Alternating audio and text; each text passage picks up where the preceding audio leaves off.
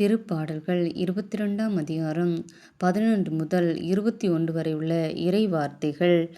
என்னை விட்டு தொலையில் போய்விடாதேயும், ஏனெனில் ஆபத்து நெருங்கிவிட்டது, மேலும் உதவி செய்வார் யாருமில்லை. காளைகள் பல என்னை சூழ்ந்து கொண்டுள்ளன, பாசானின் கொழுத்த எருதுகள் என்னை வளைத்து கொண்டன. அவர்கள் என்னை விழுங்க தங்கள் வாயை அகலத் திறக்கின்றார்கள், இரை தேடிச் சீறி முழங்கும் சிங்கம்போல் பாய்கின்றார்கள். நான் கொட்டப்பட்ட நீர் போல ஆனேன், என் எலும்புகள் எல்லாம் கழன்று போயின. என் இதயம் மெழுகுபோல் ஆயிற்று, என் உள்ளுறுப்புகளின் நடுவே உருகிப் போயிற்று.